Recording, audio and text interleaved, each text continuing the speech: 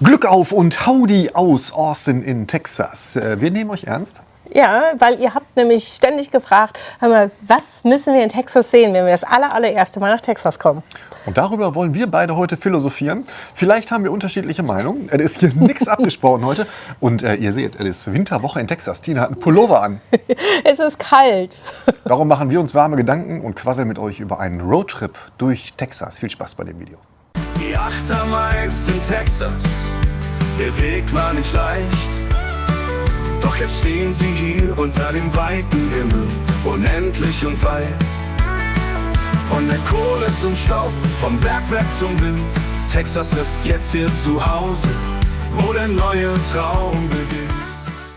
Ja, wie sind wir drauf gekommen? Also Quasselrunde ist ja Pflichtprogramm bei uns. Ja. Jeden Mittwoch, wisst ihr Bescheid, sitzen wir hier im Garten, egal ob kalt oder warm. Ja, genau. Aber ich meine, wenn wir jetzt sagen kalt, dann übertreiben wir natürlich. Ich meine, ich brauche immer noch keine Jacke, der Pulli reicht völlig aus. Was haben wir? Keine Ahnung. 17 Grad. Ja. 17 Grad sogar? Mein Gott.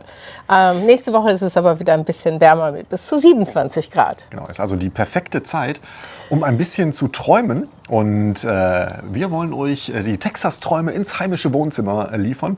Denn ihr habt wirklich ganz viel gefragt, hey André, wir würden gerne mal nach Texas kommen, was muss man denn alles sehen?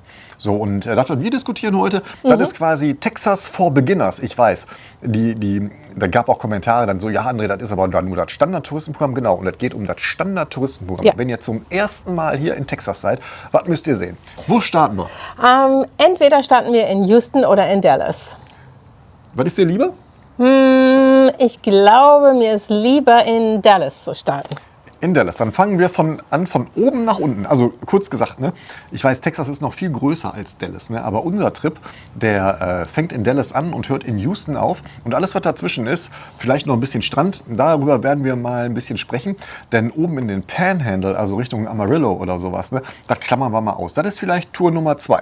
Genau, so wie der Big Bend. Wir wissen, der Big Bend ist natürlich traumhaft schön. Und wir haben auch schon ein Video darüber gemacht. Findet ihr bestimmt bei uns. Das ist aber wirklich etwas, da brauchst du schon ein bisschen länger, weil selbst von Austin fährst du dahin 8 Stunden. Also das ist nichts mal ebenso auf einem Roadtrip, wenn ihr nur begrenzt Zeit habt. Wenn ihr 3 Wochen Zeit habt, auf jeden Fall, dann gibt es das Extended-Programm, aber wir bleiben so bei diesen 10 Tagen, 2 Wochen, wo ihr zum allerersten Mal hier seid. Ja, finde ich auch. Also ich finde, eine Woche ist zu kurz, ne? Ja. Aber 10 Tage ist eigentlich genau richtig, wenn ihr zum ersten Mal in Texas seid, wenn ihr keine Ahnung habt, was euch hier so erwartet, ne? Wie die Leute sind, was man so sehen kann. Wir sind eigentlich darauf gekommen, weil so ein paar Kommentare, die haben uns ihren Texas-Reiseplan geschickt. Und da war zum Beispiel eine bei, die hat gesagt, ja, wir sind 5 Tage in San Antonio. Schaffen wir 5 Tage San Antonio? Auf gar keinen Fall. Oder die 3 Nächte in Waco. Nein, warum? 3 Nächte in Waco. Lass uns mal ganz oben anfangen. Genau, wir landen in Dallas. Wir landen in Dallas. Also der grundlegende Tipp ist, wenn ihr das irgendwie hinkriegt, einen Gabelflug zu machen. Ne? Also dass ihr unten reinfahrt und oben wieder rausfliegt oder andersrum. Ne? Das ist ein Tipp. Ich weiß, das ist nicht immer möglich, ne? Aber guck mal, wenn ihr zum Beispiel in Dallas reinfliegt und in Dallas wieder abfliegt, dann müsst ihr ja, wenn die letzte Station Houston ist, also der Süden von Texas, müsst ihr wieder nach Dallas fahren. Ne? Und dann seid ihr unterwegs. Aber nur 4,5 Stunden, also ungefähr 4 Stunden. Im Notfall passt es auch. Ne? Also, wenn gibt auch genug Buckys zwischendurch. Genau, und dann seht ihr vielleicht auch mal ein bisschen was wir sonst ausgeklammert haben. Aber naja, wir fangen an, ihr landet in Dallas. Dallas ist einer der größten Flughäfen, seid euch dessen bewusst. Aber so wie es aussieht, kommt ihr einfach durch diesen International Terminal rein, macht eure Immigration und dann würde ich in Dallas selber vielleicht das anschauen, wo John F. Kennedy erschossen worden ist. Ne? Also ja klar, wenn ihr in Dallas landet. Genau. Ich würde Dallas tatsächlich nochmal unterteilen in Dallas, also ich würde dann auch in Fort Worth schlafen. Sagen. Also Dallas ist auf jeden Fall der Startpunkt. Ich würde eine Nacht in Dallas schlafen. Eine Nacht in Dallas. Eine Nacht in Dallas und dort einmal Dallas erkundigen, weil es ist schon eine Reise wert da. Und wenn ihr dort landet, dann guckt ihr euch auch Dallas an. Bleibt eine Nacht da, guckt euch noch mal ein bisschen was an und dann fahrt ihr direkt rüber nach Fort Worth und dort schlaft ihr auch mindestens eine Nacht reicht. Eine Nacht reicht. Also ich würde in Dallas noch ein bisschen was hinzufügen wollen. Also klar, der Attentatspunkt von John F. Kennedy, kann man mal gucken. Ne? Ist auch ganz interessant, wenn euch das interessiert. Ne? Es gibt nicht so viel zu sehen da, ehrlich gesagt. Ne? Den Tower? Ja, den Tower, und es gibt ein kleines Museum da. Ich würde dann noch die Statue von Dirk Nowitzki vielleicht angucken. Ja? Also die Basketballfans unter euch. Oder vielleicht zum AT&T Stadium gehen, wenn euch Football interessiert. Ne? Da gibt es bestimmt auch eine Hall of Fame, wo man mal reingucken kann. Also das geht schon. Ne? Wenn ihr ein bisschen weiter nicht ohne Seife, nach Osten fahren wollt, so ungefähr ein Stündchen, anderthalb, da sind die Dallas-Fans, also die Fans der TV-Show Dallas von damals, kommen da auf ihre Kosten, denn da ist das Haus von J.R. Ewing. Genau, mit der Ranch.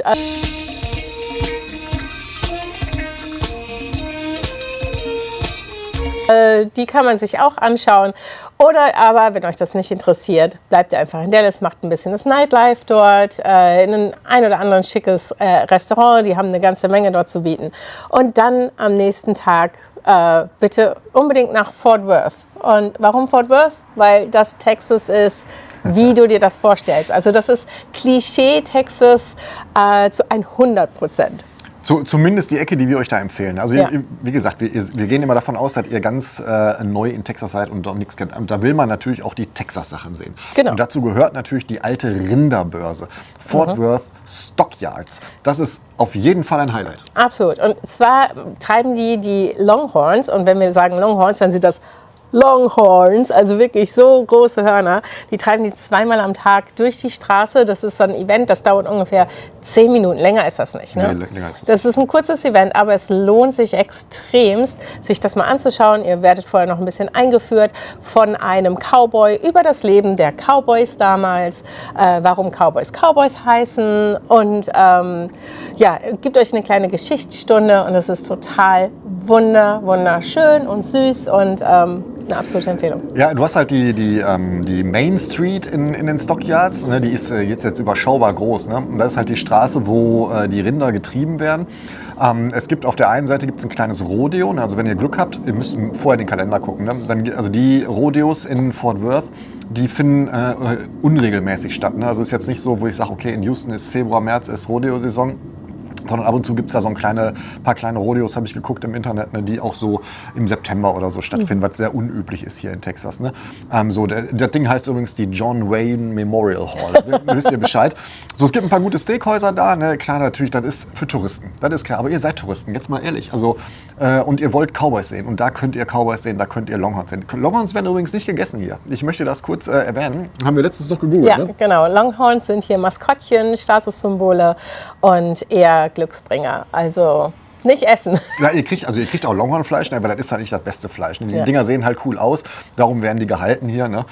Und das ist nicht mehr wie früher. Ne? Also momentan ist hier so Black Angus und Wagyu und sowas. Ne? Das ist schon eher Wagyu so, ist schon ist das- sehr viel. das bessere Fleisch. Ja, aber wo du gerade Cowboys gesagt hast, also was ihr da auf jeden Fall sehr viel sehen werdet, sind Cowboyhüte. Und zwar ernst gemeint. Wirklich echt getragene Cowboyhüte. Ja, die verkleiden sich nicht. Also Nein. das ist nicht so, dass das hier Karnevalszug ist oder so. Ne? Die Leute leben hier und das ist die Tradition. Die haben hier Cowboyhüte auf. So ist das nun mal. Ne? Ja, genau. Also, Fort Worth haben wir gesehen. Dann fahren... Nein? Ein kurzer Tipp. Okay. Also ihr müsst, wenn ihr wollt ja auch Tipps haben, ne? Also die Stockyards, dieser Cattle Treep, also der Rindertrieb, der findet zweimal am Tag statt. Ne? Ich glaube um 11 und um 4 oder 11:03 Uhr, irgendwie sowas. Ne? 10:30 Uhr, 15:30 Uhr, irgendwie sowas. Genau, guckt auf die Internetseite. Seid auf jeden Fall 1,5 Stunden vorher da, wenn ihr mit dem Auto reinfahrt. Oh ja. Denn die Parkplätze sind busy und die sperren die Straße ab, bevor der Kettle geht. Das heißt, ihr kommt dann nicht mehr auf den Parkplatz und habt die Chance vertan. Also hier lohnt sich auf jeden Fall früh da sein, 1,5 Stunden vorher. Parken kostet ein bisschen. Shit drauf, ehrlich, ihr seid im Urlaub. Ja. Vergesst mal die $20 da. Und ihr seid wirklich da. Und dann findet jeden Tag, außer Weihnachten und Neujahr wahrscheinlich. Ja, wahrscheinlich. Aber selbst wir sind dort Touristen, wenn wir da sind, und genießen es in vollen Zügen, auch wirklich dieses touristische, umhegt und umpflegt zu werden. Also das ist Ich wirklich... bin auch gerne in diesen Marktteilen da. Ne? Ja, da total gibt's gerne. Halt, da ist Touri. So, also Fort Worth abgehakt, Dallas reingeflogen, nach den Dallas, nach den Fort Worth. Weiter geht's. Weiter geht's, wenn ihr wollt, nach Waco. Da Die wollen nicht, die müssen. die müssen... Ja, aber die müssen nicht da schlafen. Nein, bitte nicht dort schlafen. Also egal, wer euch welches Reisebüro euch gesagt hat, ihr müsst dort schlafen, ihr müsst dort nicht schlafen. Weil was gibt es dort nur zu sehen? 3 Sachen. 3 Sachen? Jetzt überlegt sie, was der dritte ist, weil sie hat nur 2 im Kopf. Nein, ich habe 4 Sachen im Kopf. 4 Sachen? Ja. Okay, dann hau mal die ersten 4 raus. Ich habe im Kopf die Silos natürlich, Magnolia. Fixer Upper heißt die Serie. Genau. Die gibt es auch hier auf YouTube gestreamt. Die könnt ihr euch angucken. Und genau, die Silos, da erzähle ich gleich was zu. Silos, traumhaft schön, wunderbar, auf jeden Fall machen. Zweites ist Dr. Pepper Museum. Das Dr. Pepper Museum. Kult. Ja, mega. Weil Wer an Texas denkt an Dr. Pepper. wer glaubt oder wer weiß, was das erste koffeinhaltige Cola-Getränk war? Nein, es war nicht Coke. Es war nicht Coca-Cola. Es war Dr. Pepper. ja, deswegen ein total super tolles Museum und die Texaner, wir sind alle süchtig nach Dr. Was Pepper. ich so cool finde, also wir waren jetzt schon ein paar Mal in diesem Dr. Pepper Museum, weil wir die ganzen Touris, die zum ersten Mal hier sind, da auch durchschleifen, ist ja klar.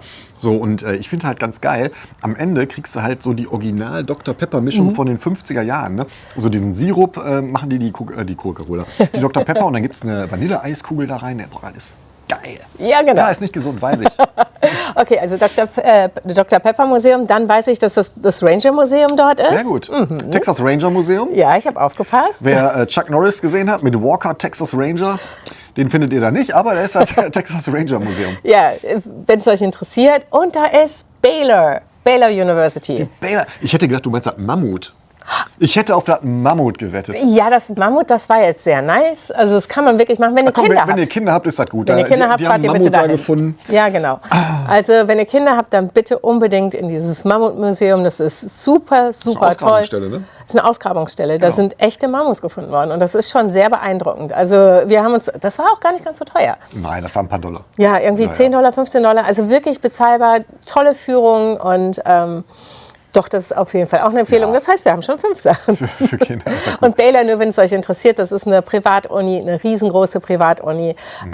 Genauso wie in Fort Worth, da ist die TCU.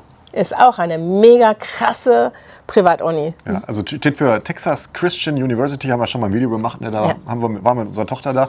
Also wenn euch das interessiert, so wie dieses College-Leben, University-Leben in den USA ist und wenn ihr das noch nicht kennt und gerne mal einen Eindruck haben wollt, geht gerne mal auf den Campus. Da sagt niemand was, das ist völlig okay, dass ihr da seid. Die haben sogar Shops da mit Merchandise. Ne? Also die beantworten ja auch gerne die Fragen dazu. Ne? Das lohnt sich auf jeden Fall. Also Baylor und TCU in Fort Worth, die haben auch große Footballstadien. Ne? Ist halt College Football, ne? Ist halt Texas hier eine Religion. Ja. Also das lohnt sich auf jeden Fall. Geht mal hin, guckt euch das an und dann vergleicht mal diese Campus mit einem deutschen Campus. Ja. Ne, aber wir kommen noch zu viel mehr Universitäten. Also wenn ihr eine Uni-Tour machen möchtet, seid ihr in Texas auch immer herzlich willkommen. Das ist Also ich glaube unglaublich. nicht, dass ihr das wollt, aber das ist zumindest, also ich finde, das ist interessant. Ne? Ja, Wenn man das nicht kennt und zum ersten Mal hier ist, dann kriegt man einen guten Eindruck. Ihr wollt ja auch einen Eindruck vom Leben hier bekommen. Ne? Genau. So, nach Waco geht's wohin? Weiter Richtung Süden, oder? Weiter Richtung Süden, richtig. Und dann kommt ihr über Georgetown, Temple, Georgetown, Killeen, kommt ihr runter nach Austin. Georgetown kann man aber auch noch mal halten, wenn man will. Ne? Georgetown kann man halten, wenn man möchte, sollte man sogar, weil das ist so ein Hallmark-Movie, Kleinstadt, also wirklich Klischee, wunderschön. Vielleicht zum Mittagessen oder so. Ja, zum Mittagessen auch da ein schöner Tipp an diesem Square. Ne, die Städte sind ja immer so aufgebaut, dass du ein City Hall oder ein City-Gebäude in der Mitte hast und dann drumherum so ein Viereck. Sind 4 Straßen, haha, und da sind dann die ganzen Shops und da kannst du halt einmal so drumherum spazieren gehen. Die haben wunderschöne kleine Boutiquen und nice kleine Restaurants und eins an der Ecke, das Blau-Weiße. Ich weiß den Namen nicht, aber das ist sehr, sehr lecker. Da, wo wir das letzte Mal so lange gewartet haben. Ja, ich weiß, das war lecker, aber ich weiß nicht, ob ich da jetzt nochmal hingehen würde. Oh doch, wir waren schon 2 oder 3 Mal da. Das stimmt, Also aber- doch. Und wir werden wahrscheinlich auch beim nächsten Mal wieder da landen, ob wir wollen oder nicht. Also Ja, also Georgetown kurz halten, ne, irgendwie und vielleicht Mittagessen einmal da rumgehen, so eine typisch texanische Kleinstadt genießen und weiter geht's dann Richtung Austin. Ihr kommt quasi von Norden rein, ne, und da könnt ihr euch überlegen, wo ihr dann ein Hotelzimmer nehmt in Austin. Ne? Also wir raten eigentlich immer grundsätzlich, ne, weil die Frage kommt ja auch immer, ne, wo sollen wir denn schlafen? Wir raten immer grundsätzlich davon ab, östlich, also wenn ihr von unten guckt, ne, also östlich der Interstate 35, da würde ich jetzt kein Airbnb und Hotel nehmen, ne, die sind ein bisschen älter und ist auch jetzt nicht so die Gegend, wo man abends drauf rumlaufen würde, um das mal diplomatisch zu sagen. Und so richtig hoch im Norden würde ich auch nicht gehen, nicht weil das unsicher ist, sondern weil das einfach weit weg von den Sehenswürdigkeiten Ja, ist. Ne? richtig. Außer ihr plant 2 Nächte oder 3 Nächte in Austin. Dann könnt ihr in den Norden gehen, weil ihr kommt von oben rein, Georgetown, dann macht ihr die Domain noch. Ne? Das würde ich machen. Aber das ist eine gute Idee. Also die erste Nacht, ne, wir reden ja hier von einem Roadtrip. Ne? Das heißt, ich würde die erste Nacht wirklich oben im Norden bleiben und auch Pflugerville machen und die Outlets da oben machen. Pflugerville ist ja nur Aldi. Was ist denn noch in Pflugerville? Das Outlet? Das kleine Outlet? Ist das nicht in Round Rock? Oh ja, meine ich ja. Also Round Rock, da oben die Nordseite und da oben ist Mueller, ein super schönes Stadtviertel, so ein bisschen europäisch angehaucht. Und wie hieß das neue Stadtviertel, wo wir jetzt letztens waren, wo dieser... Der schlechte Sushi-Laden war? Ich weiß es nicht. Ne, also, aber das sieht auch traumhaft. Also oben könnt ihr euch wirklich... das ist alles neu dort. Also im Mueller bitte, muss ich noch mal erwähnen, ne? Mueller bitte nur in das Neubaugebiet da, ne? Nicht drum rumlaufen, ne? Das ist nicht so gut. Mueller ist cool. Auf jeden Fall da oben eine Nacht schlafen, gerne in der Domain, da könnt ihr nämlich abends wunderbar weggehen. Die haben leckere Restaurants dort, viel zum Spielen, auch für die Kinder, wenn ihr mit Kindern da seid. Die haben das wie heißt dieses Museum? Illumination Museum. Die haben Indoor-Minigolf. Die haben die Thinkery da oben für kleine Kinder. Also unglaublich viel für Kinder, aber auch für Leute ohne Kinder. Haben die eine ganze Straße voller Bars und Restaurants. Für Leute ohne Kinder gibt es Alkohol. Das doch vieles. Oder Topgolf gibt es dort oben. Also die Domain ist so ein bisschen europäisches Konzept, was man versucht. Also so leben, arbeiten, shoppen in einem Ding drin. Ne? Also so ein bisschen europäische Innenstadt nachgebaut. Lohnt sich aber schon. Die haben die ist die Prachtstraße von Austin, ne? Wo halt auch Gucci, Prada und wie sie alle heißen sind. Ne? Louis Vuitton gibt es da. Wer das braucht oder wer das gerne mal schlendern möchte, ne? Feel free. Das lohnt sich auf jeden Fall. Auf jeden Fall. Ne? Und vor allen Dingen die Autos, ne? Auch da gibt es Angeber. Ne? Das heißt, du siehst hier gerne die Lambos und die Ferraris durch die Gegend fahren und die Cybertrucks. Und also wenn ihr wirklich darauf steht, solche Angeberkarren zu sehen, dann da oben. Ja, Dinosaurier halt. Ne? Aber weißt du, das gehört einfach irgendwie dazu. Ne? Ja. Das ist so. Also Domain dann auf jeden Fall. Und das reicht dann auch. Ne? Also da seid ihr schon ein paar Stunden beschäftigt. Ne? Ist jetzt nicht so, dass da mal eben ein Stündchen rein, Stündchen raus ist. Ne? Also da kann man schon 4-5 Stunden verbringen. Ja, und dann oben mit Round Rock und alles. Oben eine Nacht und dann fahrt ihr runter Richtung Downtown. Da fahrt ihr ungefähr von der Domain bis Downtown ungefähr 25 Minuten. Ja. Ungefähr. Und dann seid ihr in Downtown. Und meine große Empfehlung ist, immer in Downtown zu schlafen. Ja, das ist halt auch eine Budgetfrage. Ne? Also weißt du, Downtown ist jetzt auch kein Schnäppchen. Ne? Also das ist halt wirklich, also ich sag mal, zu Hochzeiten zahlst du da $600-700 für ein Hotelzimmer. Ne? In der Regel zahlst du aber für jetzt die normalen Hyatt Place oder Hilton Garden Inn, diese kleineren 3 Sterne, da zahlst du dann irgendwie für Downtown, was immer noch sehr viel ist, aber irgendwas um die 160, 180. Und wenn ihr ein bisschen runterfahrt, unterhalb des Flusses, da gibt es dann Holiday Inn und La Quinta. Die beiden sind auch sehr gut und auch schnell in Downtown. Also guckt, dass ihr so um den Fluss herum seid. Ja, das würde ich auch sagen. Also die erste Straße, die am Fluss ist, also die Cesar Chavez, könnt ihr auch nehmen. Ne? Alles, was da so ist zwischen Interstate 35, ne? Und auf der anderen Seite die Begrenzung Barton Creek, ne? Irgendwie so. Alles, was dazwischen ist, das geht durchaus, weil am nächsten Tag seid ihr ja dann quasi im perfekten Tag. Da hat Tina schon mal ein Video zu gemacht. Yeah. Das brauchen wir jetzt nicht nochmal erzählen. Aber das ist halt alles zentral gebündelt, auch lauffähig. Also ihr müsst da nicht mit dem Auto fahren. Ihr könnt Waymo fahren, ist ja auch cool, ne? Irgendwie mal mit so einem selbstfahrenden Auto zu fahren. Oder ihr nehmt euch so Leimroller oder sowas. Ne? Aber Capitol, Congress Avenue, Fledermäuse gucken, South Congress und so weiter. Da gibt es ein Video zu, das solltet ihr euch angucken. Und in Austin gibt es natürlich noch viel mehr. Also Austin kann man halt stretchen ein bisschen, je nachdem, wie viel Zeit ihr habt, oder? Ja, genau. Also Austin würde ich euch empfehlen, mindestens 2 Nächte. Also oben eine Nacht und dann da unten nochmal 2 Nächte. Weil ihr wollt ja auch so ein bisschen die Biergarten und die Restaurantszene. Dann wollt ihr auch sehen, vielleicht sogar ins Hill Country fahren von Austin aus. Oder ihr fahrt übers Hill Country nach San Antonio. Das würde natürlich auch gehen. Das würde ich eher machen. Ne? Ja? Dass man, also ich würde zum Beispiel nochmal einen Ausritt Fredericksburg machen, ne? Also einen Ausritt mit dem Auto von Austin. Ich würde Richtung Fredericksburg fahren und da noch mal eine Nacht bleiben. Du hast recht. Ne? Also einmal durchs Hill Country fahren, Ja. was traumhaft schön ist, wirklich toll. Irgendeine Winery besuchen, ne? Oder irgendeine Brauerei, irgendeine Farm, eine Ranch da besuchen. Ne? Dann die Nacht in Fredericksburg verbringen, über die Main Street gehen, da noch mal flanieren. Die haben traumhafte Shops. Und von da aus dann von Fredericksburg runter durchs Hill Country nach San Antonio. Richtig. Und San Antonio, finde ich, ist riesengroß, aber es hat nicht... So. Aber es hat nicht ganz so viel zu bieten. Also für mich jetzt. Ne? Also, Oh, da gibt es böse Kommentare, weil ich weiß, hier gibt es ein paar Warte. Fans, die sind San Antonio-affin. Okay. ¿Hablas español? Sí, claro. Also, Riverwalk. Riverwalk, super toll, unbedingt machen. Jeder Tourist sollte einmal am Riverwalk sein. Dort geht ihr essen. Lasst euch bitte aber nicht auf diese ganzen mega Billigketten da irgendwie reinziehen, sondern guckt, also wenn ich Empfehlungen geben darf, würde ich sagen, geht ins Saltgrass. Das ist auch eine Kette. Ja, aber das ist nicht so billig. Meine Güte. Okay, geht ins Saltgrass. Also pass auf, egal wo im Riverwalk, da wird es kein Fine Dining geben. Das ist alles Touri, ne? Das ist einfach so. Ja, Was die genau. Tina meint, ist so eine, weißt du, da gibt es auch Leute, die so reinziehen, so, hey, komm hier, Ja. weißt du, so Italiener würde ich ausklammern. Ja. Also die Italiener am Riverwalk, wir hatten mal einen, ne? Das hat mit Italiener genauso viel zu tun wie ein Belgier mit gutem Bier. Ja. Okay, oder wenn ihr Kinder habt, geht ins Rainforest Café. Es gibt ein Hardrock Café. Also es sind schon ein paar ziemlich coole Sachen dort, wo ihr hingehen könnt, wenn ihr das haben möchtet. So, ansonsten... Aber du brauchst jetzt im Riverwalk, ne, also das ist jetzt kein Tagesausflug, ne, wo Nein. man so irgendwie 8 Stunden läuft. Ne? Nein. Also ich sag mal 2-3 Stunden, dann bist du auch durch mit dem Riverwalk. Ne? Ja. Dann guckst du dir noch das Fort Alamo an. Das ist ja auch da in San Antonio. Nicht ne? verpassen, also wirklich Nee, überhaupt nicht verpassen. Es gibt wirklich einige, die schon mal in San Antonio waren und nicht am Alamo waren. Ja, das ist mir völlig unbegreiflich, ehrlich gesagt. Aber- Denn das ist halt, also Amerika hat ja eine junge Geschichte, aber sie hat eine Geschichte. Ne?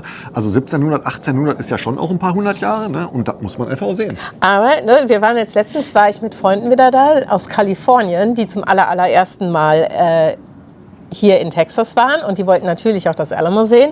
Und dann standen wir davor und ich sagte so, tada! Und die so, wo? Ich so, da. Und er so, das ist es?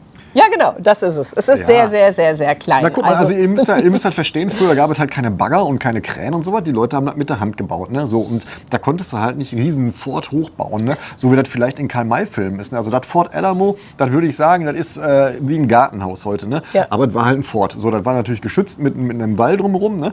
Guckt es euch an. Es ist auf jeden Fall, die haben auch ganz schön viel, was die Geschichte angeht, Ja. da aufgebaut, wo man nachlesen kann. Kannst auch eine Hörspieltour machen.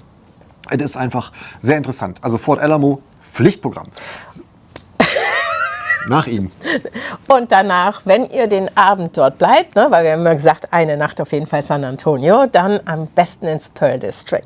Das Pearl District ist so ein bisschen Industriekultur, so wie Essen, wa? Aber in schön. Es ist Industriekultur, es ist wirklich sehenswert. Super modern aufgezogen, aber mit diesem alten Touch von früher, von dem, was halt nicht ganz so schön war, haben sie es echt richtig toll hingekriegt. Also Das Pearl District ist eine alte Fabrik, ist ein altes Fabrikgelände und die haben die Fabrik nicht abgerissen, aber das war ein Riesenfabrikgelände. Also es ist jetzt nicht so, dass da nur so ein Ding stand. Das ist auch ein schickes Hotel gibt's da. Ne? Und Oh ja, das Hotel ist toll. in den Gebäuden der alten Fabrik sind halt Restaurants drin, sind Museen drin, ist ein Supermarkt drin, sowas. Also das lohnt sich wirklich, das ist wirklich nett gemacht da. ja, also unbedingt da auch ein bisschen Zeit verbringen, wenn ihr denn Zeit habt. Dann, wenn ihr so Achterbahn-Fans seid, auf jeden Fall ins... Das ist der Zusatztag. Also das würde ich machen, irgendwie wenn du Zusatz, weil ich weiß, was du sagen willst. Ja, also dann vielleicht sogar 2 Zusatztage, weil du hast einmal Six Flags dort und der Six Flags Park dort ist wirklich toll. Also wir sind große Fans davon und also du Ich jetzt nicht. nicht so, Naja, das- aber ich bin wirklich gern mit den Mädels da und ich liebe Achterbahnfahren. Es ist, wenn du früh da bist, auch nicht so überlaufen. Achterbahn fahren will, fahre ich Auto mit meiner Tochter. Ah. Nein, aber die Amerikaner im Allgemeinen sind halt nicht die frühesten Vögel. Ne? Das heißt, wenn du morgens da bist, dann kannst du durchaus, so wenn der Park aufgemacht hat, die ersten 2 Stunden einfach fahren. Ja, das ist mega. Ne, weil da kaum jemand da ist. Also wirklich, das ist so ein kleiner Geheimtipp, sei ganz früh da. Das ist ein Grundprinzip für Roadtrips in Texas. Ne? Je früher du bist, desto mehr Spaß hast du. Ja. Glaubt mir das. Also ausschlafen könnt ihr zu Hause. Ehrlich, ihr seid auf einem Roadtrip. Bewegt den Hintern raus, ne? 7 Uhr, 8 Uhr ist Abmarsch. Sei nicht so disrespectful. Warte, musst du machen. Sonst schlafen die wieder und dann sagen wir, waren wir jetzt zu spät. Ja. Nee, ihr steht früh auf. Ja, Merkt euch das. sehr Gebt euch früh. einen Kaffee und zwar ohne Zucker. Einfach nur rein mit dem Koffein. Ja. Und zweiter was reg ich Zusatztag, mich auf. zweiter Zusatztag ist, und da müsst ihr halt entscheiden, ob ihr das machen möchtet oder nicht, SeaWorld. Nee. SeaWorld in San Antonio hat im Gegensatz zu anderen SeaWorlds, wo wir schon mal waren, super viele Achterbahnen. Also es ist mehr ein Freizeitpark als der Zoo. Und trotzdem halten die da Orcas und das finde ich scheiße. So, aber das ist meine Meinung.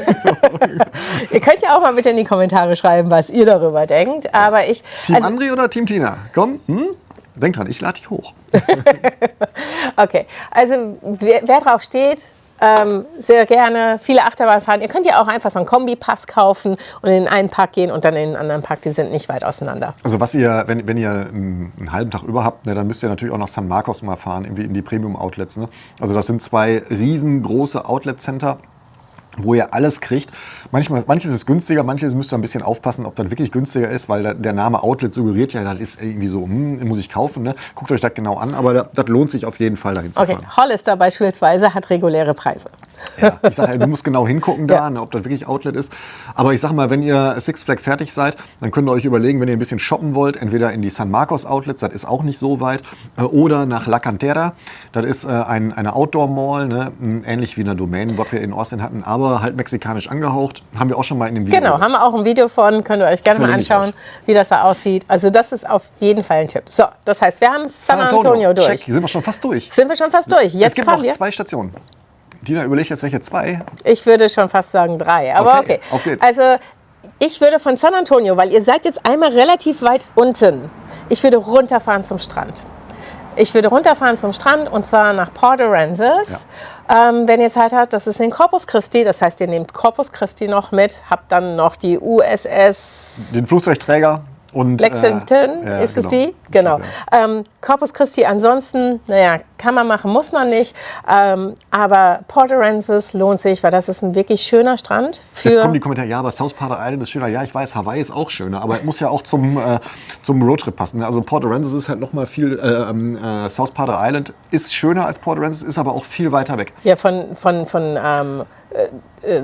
Corpus Christi ist das maximal eine Stunde weit weg oder 1,5. Ja, und Port Aransas ist halt direkt dran. Also Genau. da spart ihr, die haben auch schöne Strände da, ist auch weißer Sandstrand. Du kannst auch mit dem Auto auf den Strand, wenn du willst, alles ist gut. Ne? So, da könnt ihr eine Nacht bleiben, haut euch ein bisschen Seafood in die Binde, Ja. ne?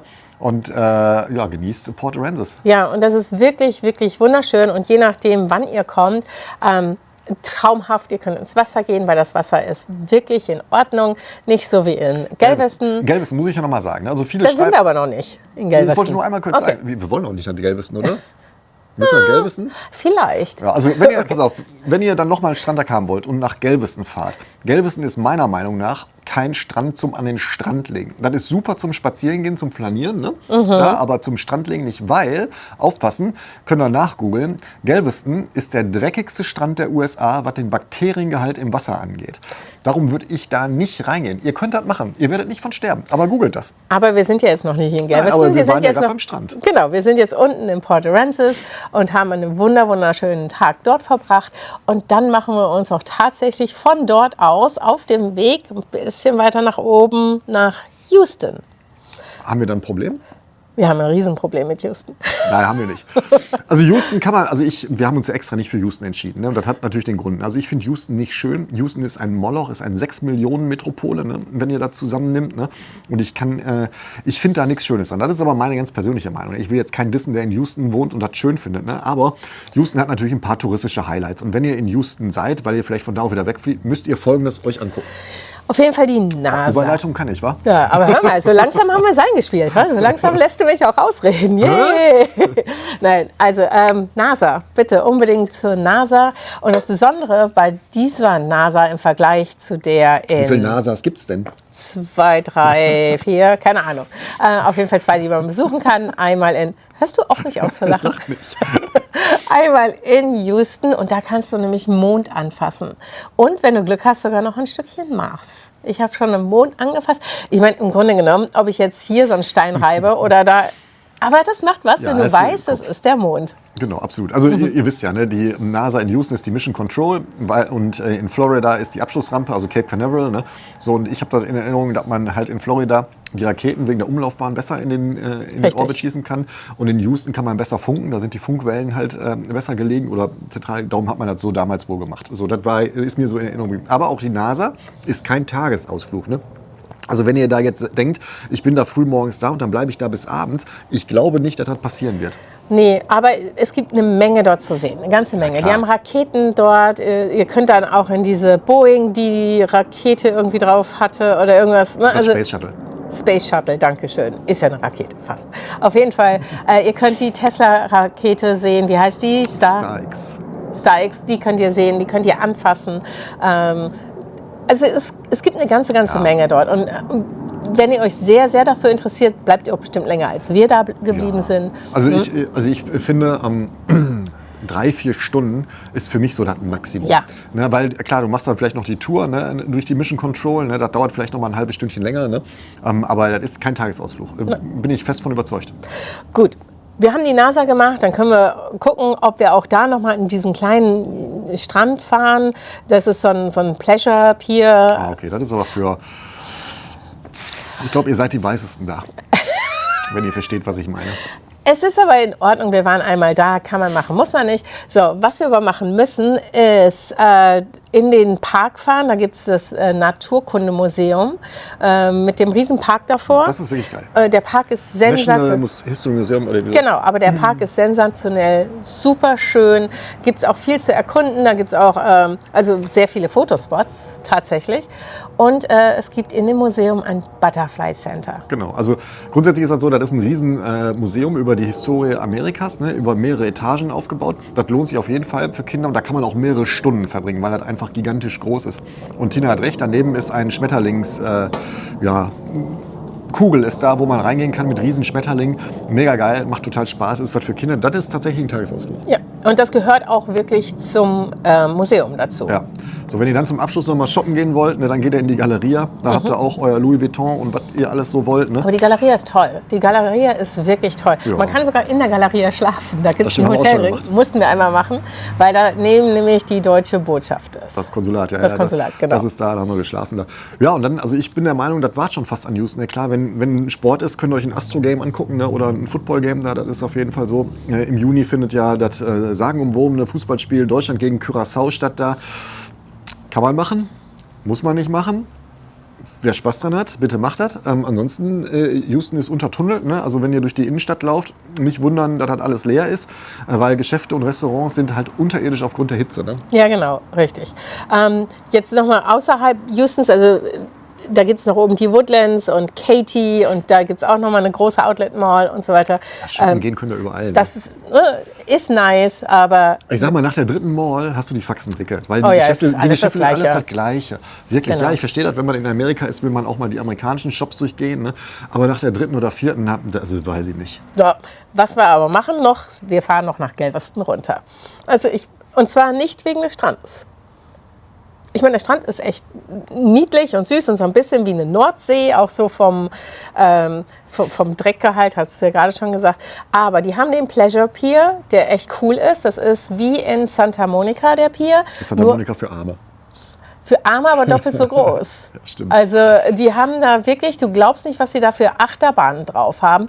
Die sind richtig krass. Ne, du fährst so hoch und dann so wieder runter. Also wirklich, die haben ein großes Kettenkarussell da oben. Die richtig, also der Adrenalinspiegel auf diesem Pleasure Pier ist 10-mal höher als der in Santa Monica. Ja, Santa Monica ist mehr für Kinder, ne? Das ist schon so. Also das ist schon ein richtiger Freizeitpark. Ihr müsst vorher nur einmal gucken, ob der auf hat. Der hat nicht immer auf. Ne? Das ist halt sehr begrenzt. Ne? Ja, aber das stimmt. Dann mal flanieren gehen, da in die Innenstadt von Galveston mal gehen, in die Altstadt. Ne? Die ist Main toll. Street. Geht auch 1-2 Stündchen mal rum, können wir was essen, da ein bisschen flanieren, in die Geschäfte gehen. Das ist ganz nett. Ne? Und dann war das eigentlich auch schon. Ne? Und dann war es das schon. Dann fahrt ihr von da aus wieder. Ach, was ihr noch machen könnt, wenn ihr in Galveston seid. Von da aus gehen die ganzen großen Kreuzfahrtschiffe in die Karibik.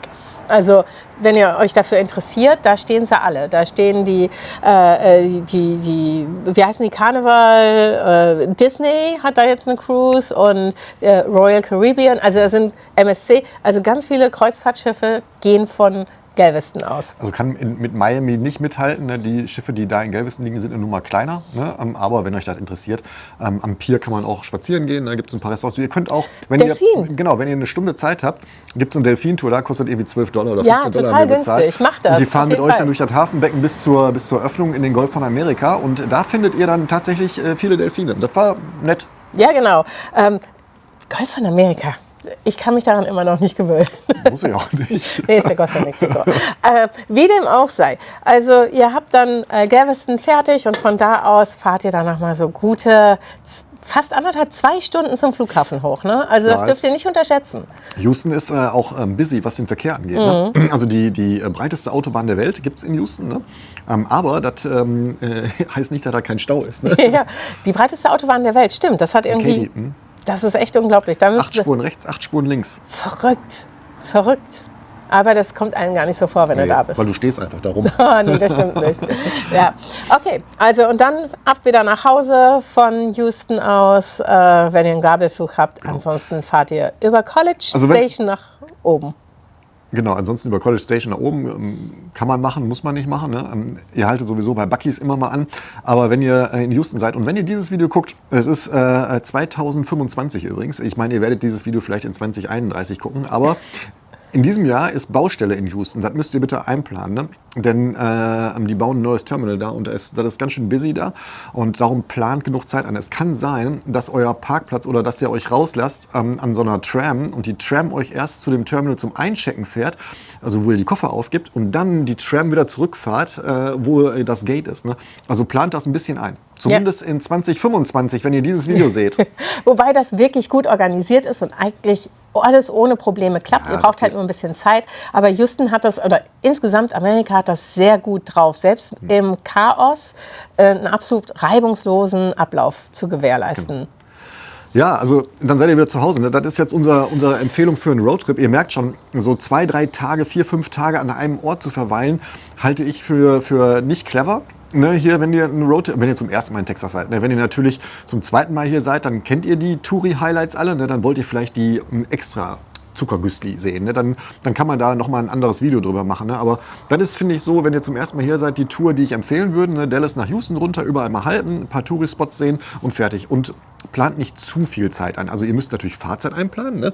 Also ihr seid schon immer ein paar Stunden unterwegs, so auf der Autobahn. Ne? Ich habe noch ein Gehirnfurz. Lass mich noch einen Gehirnfurz. Wenn ihr richtig Zeit habt, von Galveston aus, könnt ihr nach Cozumel fahren mit der Kreuzfahrt. Das dauert 3 Tage insgesamt. Das ist jetzt nicht so lange und dann war dann auch noch zusätzlich in der Karibik. In der Karibik. Ach, wo du überall Karibik siehst, das ist Mexiko. Das ist Cozumel. Ja, das ist Cozumel. Also ja, könnt ihr machen, wenn ihr noch irgendwie 3 Tage über habt. Ja, aber wenn du schon, weißt du, so günstig kommst du nie wieder auf ein Kreuzfahrtschiff. Also das ist wirklich billig. Aber und da ist immer alles drin. Und wirklich so günstig kommst du nie wieder von Texas aus auf ein Kreuzfahrt nach Mexiko. Kann ich nur empfehlen. Ja, kann man drüber reden, wenn ihr Zeit habt und vielleicht den Urlaub ausklingen lassen wollt. Why not? Ja, ich hoffe, es hat ein bisschen Spaß gemacht. Ich hoffe, ich habe ein bisschen eingeblendet hier, denn das Video ist ja prädestiniert für Sachen einblenden. Und ich weiß gar nicht, machen wir nächste Woche ein Video? Wir hoffen doch sehr, weil wir kriegen ja hohen Besuch bei uns. Und natürlich wollen wir die ganze Zeit deinen Eltern widmen, so viel es geht. Und das einfach nur genießen, die Familienzeit. Aber vielleicht brauchen wir hier und da auch mal 2 Minuten verbunden für uns mit euch. Genau, wir schauen mal, was wir hinkriegen. Falls wir uns nicht mehr sehen, sage ich nicht, weil wir sehen uns noch. Wir sehen uns. Wenn nicht, gehe ich nochmal live, da sehen wir uns auf jeden Fall. Uns macht es Spaß, dass ihr dabei seid. Ihr kommentiert bitte ordentlich und hört auf zu gackern. Und dann sehen wir uns beim nächsten Live oder beim nächsten Video wieder. Ihr folgt der Tina bitte auch. Die ist immer noch unterfollowed auf Instagram. Und da bin ich ein bisschen böse, dass die Tina immer noch unterfollowed ist. Also ihr folgt der Tina bitte auf Instagram. Denn Aber vielleicht ist es gar nicht so interessant, was ich mache. Ja, aber du machst halt mehr Landschaftsbilder und sowas als ich. Ne? Ich halte ja immer nur mein Gesicht in die Kamera und laber irgendwelchen Stuss. Ne? Von daher gesehen, folgt der Tina und in diesem Sinne sehen wir uns demnächst. Ciao. Ciao.